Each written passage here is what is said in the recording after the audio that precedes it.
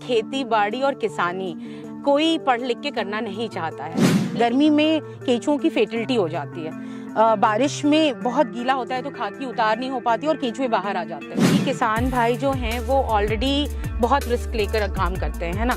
उनको जब वो बीज खरीदने से लेकर प्लांट प्रिपरेशन से लेकर मार्केट तक वो रिस्क में ही अपना पूरा लाइफ गुजारते हैं। ठंड में डिकम्पोजिशन प्रोसेस स्लो हो जाता है। जितने भी किसान से मिलते हैं ये बात तय है कि लोगों को ये समझ में आ गया है कि यूरिया और डीएपी जहर है। नमस्कार दोस्तों, आप देख रहे हैं खबर किसान की यूट्यूब चैनल। मैं हूं आपका दोस्त अंकित शर्मा और आज हम आप पहुंचे हैं हरियाणा के ही एक जिले फरीदाबाद के गांव पावटा में और हमारे साथ मौजूद हैं शिखा जी। शिखा जी के बारे में आपको बता दूं कि ये पहले डेवलपिंग सेक्टर में थी। इन्होंने काफ़ी कुछ किया समाज के लिए और ग्रास रूट पे काफ़ी कुछ काम किया, लेकिन इन्होंने बीते 2 वर्षों में कुछ ऐसी एक प्रतिज्ञा ली, कुछ ऐसा ठाना कि क्यों ना ये ज़मीन से जुड़कर ज़मीन के लिए कुछ करें, देश के किसान भाइयों के लिए कुछ करें। तो इन्होंने यहाँ पर पूरा एक अपना प्रोजेक्ट लगाया है जिसके तहत ये यहाँ पर ऑर्गेनिक फर्टिलाइज़र बना रही हैं। इसके साथ साथ में जो हमारी वर्मी कंपोस्ट है उस पर काम कर रही हैं। तो आज इनसे जानेंगे कि कैसे वर्मी कंपोस्टिंग पे काम कर रही हैं और क्या क्या इसकी बारीकियां हैं। तो बहुत बहुत स्वागत है मैम। ये जो आपकी जर्नी थी, आपने बताया कि आप एक डेवलपिंग सेक्टर में थी, उसके बाद में आपने यहाँ पर स्विच किया, तो ये कैसे चेंज कैसे आया? तो मैं पिछले 15 साल से डेवलपमेंट सेक्टर में काम कर रही थी। वेरियस एनजीओज़ के साथ काम किया, वेरियस विलेजेस में काम किया और वेरियस स्टेट्स में भी काम किया। बट ये काम करते करते मुझे लगा कि मुझे कुछ रियल प्रोडक्शन से रिलेटेड कुछ काम करना है। तो दैट इज़ हाउ कीका बोनी केम इनटू रियलिटी कि यहाँ पे हम खाद बनाते हैं वर्मी कंपोस्ट वर्मी कंपोस्ट कहते हैं उसको। बेसिकली गोबर में हम केंचुओं को छोड़ते हैं और केंचुए ये खाद बनाते हैं। तो ये मुझे ऐसा लगा कि एकदम रियल प्रोडक्शन हो रहा है, रियल टाइम में हो रहा है, जो कि सॉइल के लिए अच्छा है, हमारे फार्मर्स के लिए अच्छा है और कहीं ना कहीं आज के डेट में बहुत ज़्यादा ज़रूरत है कि हम अच्छा खाना खा पाएँ, पर अच्छा खाना मिलता नहीं है मार्केट में, मंडियों में। तो उसी के कॉन्टेक्स्ट में हमने ये सोचा कि हम ये काम करते हैं। तो अब यहाँ पर आप क्या क्या चीज़ें कर रही हैं? जैसे आपने फार्म का नाम बताया, तो ये फार्म के नाम आपका क्या है, इसके बारे में हमारे दर्शकों को बताइए, उससे क्या कॉन्सेप्ट था? जी, हमारे फार्म का नाम है कीका बोनी लिविंग फार्म्स। बेसिकली ये कंपनी है और हम जब एक्चुअली नाम ढूंढ रहे थे तो हमें ऑर्गेनिक जिसका मतलब हो वैसा ही नाम चाहिए था। तो कीका बोनी जो शब्द है वो स्वाहिली भाषा से आता है, जो कि अफ्रीकन लैंग्वेज है और उसका मतलब ऑर्गेनिक होता है और कीका बोनी लिविंग का मतलब है ऑर्गेनिक लिविंग। तो क्योंकि हम ये काम कर रहे हैं तो हमें लगा कि हमारा कंपनी का नाम एम्बॉडी करना चाहिए। So that is how we kept. तो कभी घर में किसी ने आलोचना नहीं करी कि शिखा ये क्या कर रही हो, तुम अच्छा खासा काम कर रही हो, एसी वाली जॉब है, अलग ही एक कल्चर है, तो ये कैसे खेती किसानी में आ रही है, ऐसा कुछ नहीं कहा कभी? बिल्कुल, एक्चुअली खेती किसानी के अलावा बिजनेस, मैं फर्स्ट जनरेशन एंटरप्रेन्योर हूँ। हमारे घर में हर किसी ने सर्विस किया है, हमारे पापा ने, फिर हमारे जितने भी रिलेटिव्स हैं। In fact my husband is a chartered accountant, उन्होंने भी काफ़ी टाइम जॉब किया था। But he was very keen about entrepreneurship and he motivated me कि तुम कुछ अपना क्यों नहीं करते हो। सो that is how I thought of doing this. End of course क्योंकि आपको पता है कि खेती बाड़ी और किसानी कोई पढ़ लिख के करना नहीं चाहता है, लेकिन मुझे करना था क्योंकि मेरा लगाव बचपन से ही बहुत ज़्यादा था पेड़ पौधों में और नेचर के साथ। तो मुझे लगा why not let us do something which is relevant, which is contextual. आज की डेट में आपको पता ही है कि कितना सॉइल कंजर्वेशन के ऊपर भी काम हो रहा है। तो ये मुझे लगा कि बहुत कॉन्टेक्चुअल है, इसमें मेरा इंटरेस्ट भी था। सो that is how I ventured into it. Of course बहुत क्रिटिक्स मिले लेकिन ठीक है, रिस्क लिया करने के लिए। चलिए रिस्क लेते हैं तभी हम लोग आगे बढ़ते हैं। अच्छा ये बताइए कि आपने ये जो बेड्स बना रखे हैं ये कैसे काम करते हैं और इसमें क्या क्या चीज़ है, इसके बारे में हमारे दर्शकों को बताइए। ये जिस मेथड से हम काम कर रहे हैं, वर्मी कंपोस्ट बना रहे हैं, ये बेसिकली वर्मी कंपोस्टिंग के बेड्स हैं जी। तो इस मेथड को विंड रो मेथड कहते हैं। अच्छा। विंड रो मेथड का मतलब ये है कि इसमें आप जैसा देख रहे हैं कुछ भी पक्का नहीं है जी। सब कुछ कच्चा है। हम बस जमीन की लेवलिंग करते हैं, उसके ऊपर हम प्लास्टिक बिछाते हैं और हम ईंट की लूज लाइनिंग करते हैं। अच्छा। और इसी के अंदर हम करीब 1 फीट तक का गोबर डालते हैं। ठीक है। हमारा जो स्टैंडर्ड साइज है वो है 30x4, जो ये बेड आपको दिख रहा है 30 फीट लंबा है और 4 फीट चौड़ा है, और हम ट्विन बेड्स बनाते हैं। सबके पीछे एक मकसद होता है। 2 बेड बनाने का मतलब है कि जो हमारे वर्कर्स हैं वो इधर से भी काम कर पाएँ और उधर से भी काम कर पाएँ।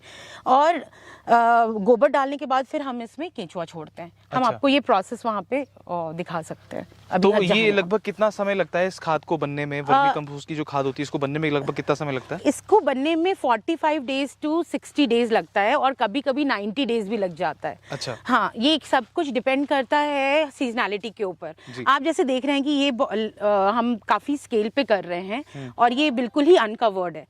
तो इसमें हर चीज़, जो भी हमारा मौसम होता है, गर्मी से भी फ़र्क पड़ता है।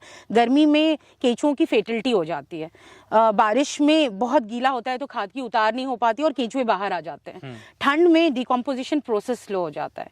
तो इस वजह से ये जो है टाइम पीरियड वेरी करता है, 45 टू 90 डेज। मैंने देखा कुछ शेड्स लोग क्या करते हैं, कवर बना लेते हैं। हाँ, तो वो और इसमें क्या डिफरेंस है?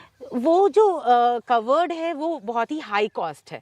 एक्चुअली यही इनोवेशन है इस काम का। एक तो ये एकदम ही लो कॉस्ट है, प्लस ये मूवेबल है। अगर जैसे हमने भी ये ज़मीन लीज पे ली हुई है, परमानेंट जगह नहीं है। आप अगर कुछ भी परमानेंट स्ट्रक्चर खड़ा करते हो तो वो आपको अपनी ज़मीन पे करनी होती है। तो हम इसको और वो बहुत ही हाईली कॉस्ट इंटेंसिव भी होता है। एक बेड बनाने के लिए जो कवर्ड बेड होता है वो अराउंड 80,000 to 1 लाख रुपीस लग जाता है। यहाँ पे एक बेड बनाने का, सिंगल बेड 30x4 बेड बनाने का हमारा कॉस्ट 15,000 पड़ता है। और यही इनोवेशन है इस काम का, जो कि हम बड़े स्केल पे भी कर पाते हैं। एंड जो कवर्ड होता है वो बेसिकली धूप से बचाने के लिए, क्योंकि हम लाइव ऑर्गेनिजम्स के साथ काम कर रहे हैं। हमारे जो केंचुए हैं वो बहुत सेंसिटिव होते हैं, वो धूप से सेंसिटिव होते हैं। तो उसी से प्रोटेक्ट करने के लिए हमने इसके ऊपर ये स्ट्रॉज हम बिछाते हैं। ये जो धान की जो पराली है, पराली होती है उसको। जी बिल्कुल। कहीं ना कहीं आपने इसका प्रयोग कर लिया, वरना लोग किसान भाई इसको अगर जलाते हैं तो प्रदूषण आता है। एग्जैक्टली। और ये बड़ा ही इंटरेस्टिंगली यहाँ पे हम सर्कुलर इकोनॉमी में काम करते हैं। यहाँ पे जो गौशाला है हम वहीं से गोबर ले आते हैं। हमारा फरीदाबाद में बहुत सारी डेयरीज हैं। आपको पता है कि फरीदाबाद म्यूनिसिपल कॉर्पोरेशन इस बात से त्रस्त है कि हर जगह गोबर इकट्ठा होता है। अच्छा। हाँ, और वहाँ के ड्रेनेज में लोग गोबर बहा देते हैं या फिर सड़कों के किनारे जमा कर देते हैं। दोनों ही चीज़ें खराब हैं। वो तो खराब दिखता ही है, और जो ड्रेनेज में बहाते हैं उससे एसटीपीज करप्ट हो जाती हैं 3-4 साल के अंदर। बहुत ही हाई कॉस्ट होता है एसटीपी का भी। तो म्यूनिसिपल कॉर्पोरेशन त्रस्त है इस बात से। इस काम के जरिए हम वो गोबर भी रिसाइकल कर रहे हैं, इनफैक्ट उसको एक बेटर प्रोडक्ट बना रहे हैं। और यहाँ भी एक सर्कुलर इकोनॉमी ऐसे चल रहा है कि जो किसान भाई धान उगा रहे हैं, इनफैक्ट यहाँ पे इसी सड़क के उस पार धान की खेती होती है, तो हम वहीं से धान ये पराल ले आते हैं, गोबर यहीं से हमें मिल जाता है। तो एक कंप्लीट एक सर्कुलर इकोनॉमी में हमारा काम चल रहा है। अच्छा। और यही खाद फिर यही किसान भाई हमसे लेते हैं। चलिए आगे बढ़ते हैं। तो अब ये जो प्रोसेस हो रहा है इसके बारे में कुछ बताइए, क्या हो रहा है अभी? हाँ, तो जैसे हमने आपको बताया कि हम ये बेड बनाते हैं। बेड में हमने गोबर डाला है। गोबर के ऊपर अब ये जो डाल रही हैं रीता दीदी, ये केंचुआ डाल रही हैं। अच्छा। हाँ, केंचुआ अपने हैबिटेट के साथ में ही डालते हैं। जो खाद बनी हुई है उसी में केंचुआ भी है। अच्छा, तो ये केंचुआ किस प्रकार का है? ये आइसिना फटीडा है। एक्चुअली बहुत तरह के केंचुए आते हैं, बट आइसिना फटीडा हमारे जो कंडीशंस हैं नॉर्थ इंडिया के, उसमें सबसे ज़्यादा रेजिस्ट करता है क्लाइमेट कंडीशंस को। बात तो हुई वर्मी कंपोस्टिंग की, आपने बताया कि कैसे वर्मी कंपोस्ट बनती है, कैसे आप लोग काम कर रहे हैं। लेकिन क्या ग्रास रूट पे जब हम बात करते हैं, देश के जो हमारे किसान भाई हैं, क्या वो डीएपी यूरिया छोड़ के वर्मी कंपोस्ट के प्रति अवेयर हो रहे हैं? क्या वो आपके पास किस तरीके से क्वेरीज आती हैं, क्या कहते हैं किसान भाई जब आप उनको टारगेट करते हैं? तो देखिए, बहुत चैलेंजिंग है, क्योंकि किसान भाई जो हैं वो ऑलरेडी बहुत रिस्क लेकर काम करते हैं, है ना। उनको जब वो बीज खरीदने से लेकर लैंड प्रिपरेशन से लेकर मार्केट तक वो रिस्क में ही अपना पूरा लाइफ गुजारते हैं। तो अब उन्होंने इंटरनलाइज कर लिया है यूरिया और डीएपी को यूज़ करना। अब उसको बदल के आप अगर ऑर्गेनिक फॉर्म ऑफ फार्मिंग या नेचुरल फार्मिंग में आना चाहते हैं तो उनको बहुत कुछ अनलर्निंग करने की ज़रूरत पड़ेगी। उनको वो रिस्क लेना अपने आप में बहुत भारी लगता है। हमारे पास जो किसान भाई आते हैं, 2 तरह के लोग आते हैं। एक वो लोग आते हैं जो ऑलरेडी थोड़े अवेयर हैं, जागरूक हैं, ठीक है। तो वो उनको पता है कि मार्केट में ऑर्गेनिक का प्राइस बेटर है, तो ऐसे किसान आते हैं। और एक हमारे किसान भाई हैं जिन्होंने इस बार सरसों की फसल 2 किले में लगाई और काफ़ी ह्यूज क्वांटिटी में हमारा कंपोस्ट लेकर गए, और ये खुद से आए थे, हम वहाँ तक पहुँचे नहीं थे। दूसरे किसान ऐसे हैं जिनको यूरिया नहीं मिला, तो जब यूरिया नहीं मिला तब वो ये खाद लेने आए मजबूरी में। लेकिन उनके दिमाग में यही डर था कि हमारा एक तो हमको क्वांटिटी ज्यादा लगेगी, दूसरा हमारा फसल बैठेगा कि नहीं बैठेगा। हाँ, क्योंकि उनके लिए नई चीज है कि सिर्फ इसको यूज कैसे करें। तीसरा, वो किसान लोग भी हैं जो कहते हैं कि ठीक है चलो हम आधा यूरिया यूज करेंगे और आधा हम आपका कॉम्पोस्ट यूज करेंगे। हम भी इस चीज को प्रमोट करते हैं कि आप सडनली सब कुछ खत्म मत करिए। हाँ, आप इसको मिक्स करके करिए।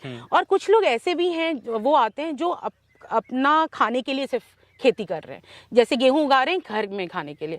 जैसे ये बीच वाला जो खेत है तो इसमें ये हमारा कंपोस्ट यूज करते हैं क्योंकि इनके पास थोड़ी जमीन है। अच्छा। और जो भी गेहूं उगाते हैं ये खुद के खाने के लिए उगाते हैं। तो ऐसे किसान भाई जो हैं वो क्विकली अडॉप्ट कर रहे हैं इस चीज को। तो लग रहा है कि थोड़ा थोड़ा बदलाव आ रहा है, भले धीमे आ रहा है लेकिन आ रहा है बदलाव। हाँ, धीमे आ रहा है लेकिन आ रहा है और आएगा, आगे जाके आएगा ही। बिकॉज ये बात तो तय है, हम जितनी भी फार्मर मीटिंग करते हैं, जितने भी किसान से मिलते हैं, ये बात तय है कि लोगों को ये समझ में आ गया है कि यूरिया और डीएपी जहर है।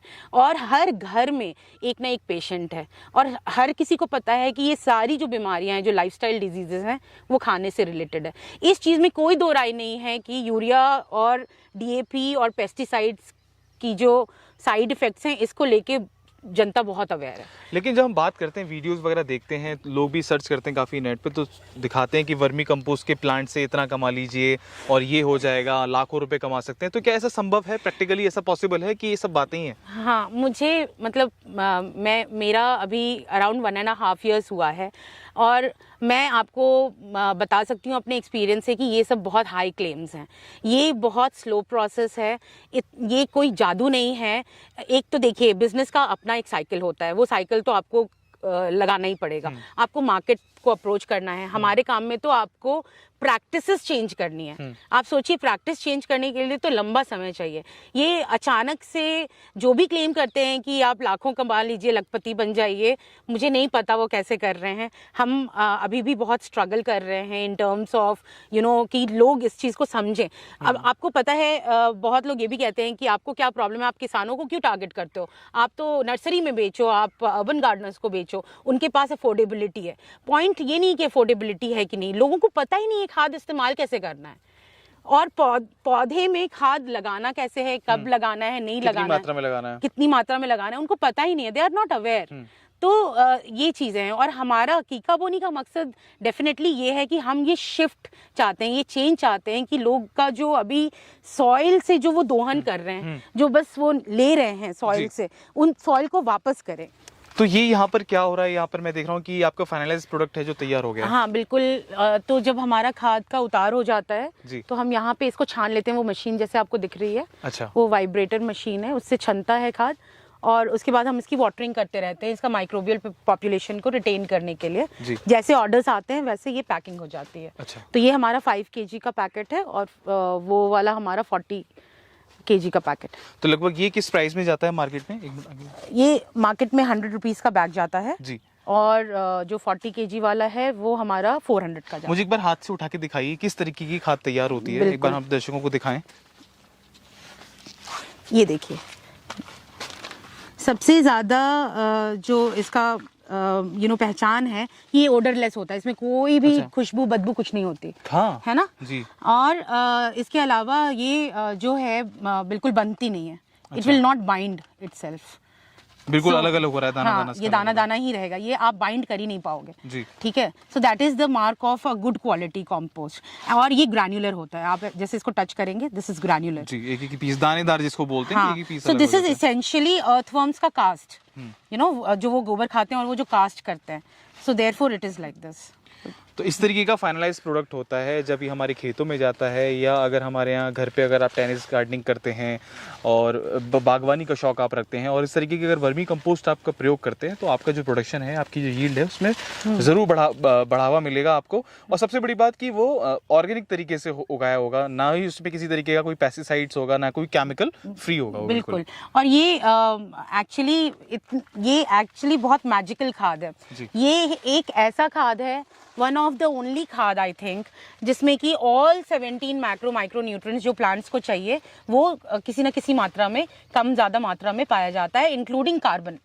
जब हम यूरिया डीएपी डालते हैं, हम कार्बन नहीं डाल रहे हैं ज़मीन में, कार्बन नहीं डाल रहे हैं यानी ऑर्गेनिक मैटर नहीं डाल रहे हैं, यानी कि जो भी आपका माइक्रोबियल पॉपुलेशन है उसको कुछ भी फीड करने के लिए नहीं मिल रहा है। जब हम ये डालते हैं तो आप माइक्रो न्यूट्रिएंट्स के अलावा आप डिजीज फाइटिंग जो कैपेसिटी होती है प्लांट्स की वो भी बढ़ाते हैं, वाटर एब्जॉर्प्शन बेटर हो जाता है ज़मीन का, और उससे हमारा वाटर टेबल भी अच्छा होने लगता है। तो रेस्पॉन्स कैसा रहता है कस्टमर का? जैसे अगर आपने किसी को दिया हो जिसने घर पे गार्डनिंग कर रखी हो या कोई सब्जियां उगा रहा हो अपने शौक के तौर पे, तो अगर आपने उसको सप्लाई किया है तो उसका फीडबैक कैसा रहा है कंज्यूमर? हमारे पास रिपीट कस्टमर्स हैं। अच्छा, रिपीट कस्टमर्स हैं, इसका मतलब है that they are very very happy with the product. And होता यही है कि 7 डेज में एक्चुअली इसका रिजल्ट दिखता है। लोग ये कहते हैं कि हमारे जो पौधे हैं उसके लीव्स शाइनी हो गए, हमारे जो मैरीगोल्ड हैं वो बड़े बड़े ब्लूम कर रहे हैं, और जैसे जो पत्तों में वायरस लग जाता है, सिकुड़ जाते हैं पत्ते, वो सब ठीक हो जाते हैं। तो ये सब एकदम ट्राइड एंड टेस्टेड है। So we have lot of happy customers, repeat customers जो हमको हम ही से हमेशा खाद लेते हैं। तो वही पता चल रहा है कि आपकी जो मेहनत है वो रंग ला रही है। बिल्कुल, because we are maintaining the quality of our production. तो देश के युवाओं को क्या संदेश देना चाहेंगी? आज आपके पास हम लोग आए हैं, तो देश के युवाओं को क्या संदेश देना चाहेंगी जो युवा इस तरीके का स्टार्टअप लगाना चाहते हैं, एग्रीकल्चर स्टार्टअप लगाना चाहते हैं, वर्मी कंपोस्ट का कोई अगर प्लांट लगाना चाहते हैं, तो उनको क्या मैसेज देना चाहेंगी? कैसे वो शुरुआत करें अपने इस प्रोजेक्ट की? मैं यही मैसेज देना चाहूँगी अपने एक्सपीरियंस से कि कोई भी काम हो, चाहे वो वर्मी कंपोस्टिंग का आप कर रहे हैं या कोई भी एंटरप्रेन्योरशिप आप कर रहे हैं, कोई भी स्टार्टअप कर रहे हैं, आपके अंदर पेशेंस बहुत होना चाहिए। पेशेंस भी होना चाहिए, रेजिलियंस भी होना चाहिए। कोई भी काम जब हम शुरू करते हैं, सबसे पहले तो उसको सीखने में बहुत टाइम लगता है। आप एक्चुअली थियोरी से प्रैक्टिकल बहुत डिफरेंट होता है। थियोरी में ये कभी नहीं बताते कि गर्मी में आपका केंचुआ मरेगा, ठीक है, आपको ये नहीं बताते कि ठंड में आपका खाद कम बनेगा, ठीक है, आपके जो भी मैथमेटिक्स है सब फेल हो जाते हैं। तो आपको बहुत पेशेंस रखने की ज़रूरत है, और ये कोई मैजिक नहीं है, जादू नहीं है, तो आपको टाइम लेके चलना पड़ेगा। आई थिंक 5 years तो मिनिमम टाइम है चीज़ों को ठीक से समझ के करने का। तो पेशेंस चाहिए, रेजिलियंस चाहिए और जुनून चाहिए कि आप इस हार्ड कंडीशंस में, हार्श कंडीशंस में भी खड़े होके काम कर सके। और जब तक खुद नहीं सीखेंगे तब तक आप करवा नहीं पाएंगे। तो इसीलिए पहले खुद सीखना पड़ेगा, खुद करना पड़ेगा। हमने जब 25 बेड बनाया था तो हमने खुद से बनाया था, खुद गोबर, खुद हम लोग टेम्परेचर चेक करते थे, खुद हम केंचुआ डालते थे, खुद उतार करते थे, तब जाके आज थोड़ा सा ये रेगुलराइज हुआ है।